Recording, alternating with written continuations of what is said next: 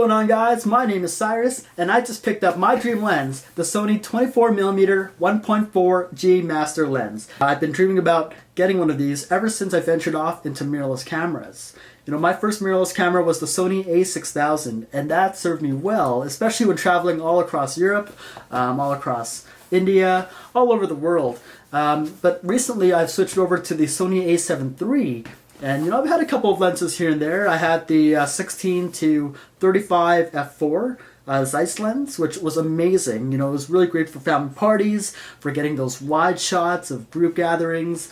I definitely had the 50mm 1.8, which here it is right here.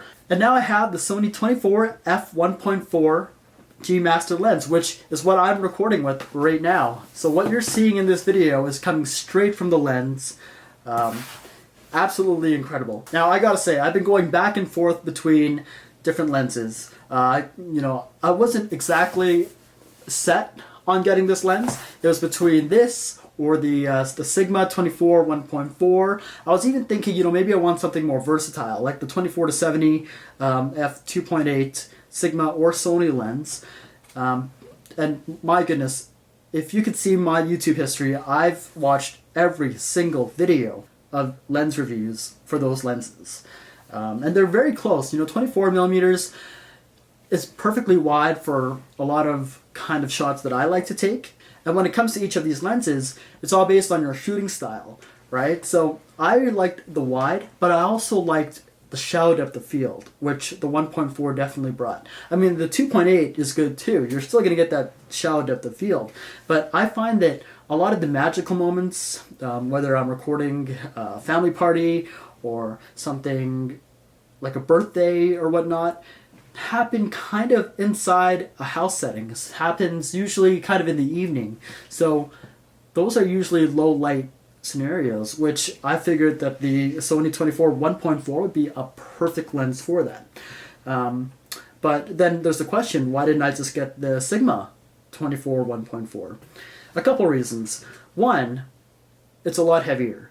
And, you know, having traveled India, having traveled Europe with the Sony A6000, the reason I got the Sony A6000 was because I previously had the Canon 80D with the Sigma 18 to 35 lens, and that was super heavy. Especially traveling around the States, taking that with me, you know, I didn't shoot very much. And what I find is the lighter your load, the more you shoot. Having the ability to shoot more and wanting to shoot more will give you a better chance of capturing those amazing moments. So I thought, you know, I want to keep something light, keep something easy to hold, easy to carry. I can just take out, you know, just like this camera, right? Now this camera was the very first camera I ever shot with. I had this back in high school. This is the Canon PowerShot SD30. It's an absolutely incredible lens, and get this, after 8 years, it still powers on. Insane. Right now, everything's been reset, but it still powers on, and I don't know if it still takes pictures. Let's see. Well, there's no memory card, but this is what I used to shoot with, this little handy thing. Number two, when I was doing my research, I found that the Sigma lens, you know, was tack sharp. It was great. It, in all areas, in all aspects, was very comparable to the Sony 24 1.4. But there were a lot of reviews saying that the focusing was a little bit off. Now, it still focused pretty quick, but it wasn't as smooth of a focus. And a smooth focus is something that I notice when I watch videos. And so I want something that can focus smoothly from one subject to the next. Now we're going to be getting a puppy here really soon. We're getting a Bernese Mountain Dog, and she'll be coming home with us in about a month. And, you know, think about those moving videos when she's far away walking towards me. I want to make sure that the camera smoothly, you know, focuses on her as she's approaching, right? So those little things are the kind of things that I think about in terms of deciding whether or not I want the Sony or I want the Sigma. They're both excellent lenses. But my preferences and the way that I shoot just lean more towards the Sony. Anyways, let's get to the unboxing of this magnificent lens.